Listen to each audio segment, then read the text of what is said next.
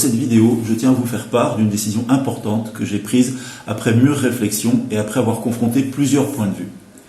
J'ai donc décidé d'armer la police municipale de Capestan. Nos 3 agents seront donc prochainement équipés d'une arme dite de catégorie B. Cette décision est une prérogative du maire, mais elle résulte d'un long cheminement. Tout d'abord, force est de constater que la plupart du temps, ce sont les policiers municipaux qui arrivent les premiers sur les lieux d'un délit ou d'un crime, comme par exemple lors des derniers attentats de Nice. Il est donc nécessaire qu'ils aient les moyens pour intervenir, mais aussi pour protéger les citoyens innocents et aussi pour se protéger eux-mêmes.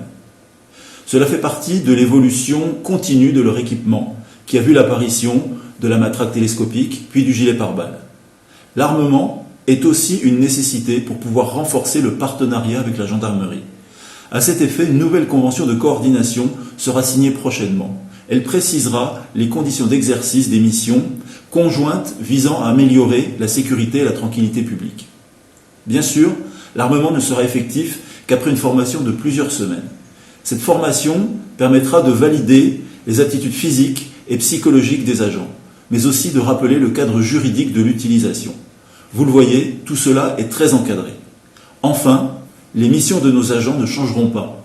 Leur action sera toujours basée sur la proximité avec l'ensemble de la population, la prévention, la médiation, la gestion du stationnement, la réponse aux incivilités.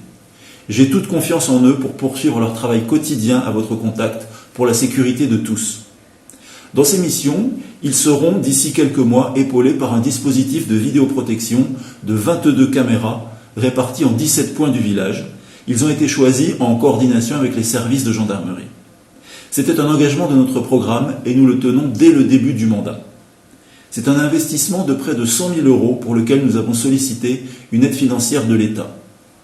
J'ai eu l'occasion d'échanger avec le préfet pour m'assurer que notre demande serait prise en compte. Ce dispositif repose sur 2 piliers. La surveillance des entrées du village et des axes principaux. La surveillance des espaces publics stratégiques, la place Jean Jaurès, la place du Millénaire, le stade, les alentours de la salle polyvalente, les aires de jeu. La surveillance des entrées du village permettra d'identifier les auteurs de délits dans le cadre d'une délinquance dite itinérante. La surveillance des espaces publics permettra de limiter les incivilités et les dégradations. Je tiens à préciser qu'il n'y aura pas de visualisation en temps réel des images. Seuls les agents habilités seront en mesure de consulter les enregistrements en cas de délit. Voilà les informations que je souhaitais vous apporter et vous renouveler notre engagement pour garantir au mieux la sécurité et la tranquillité de tous.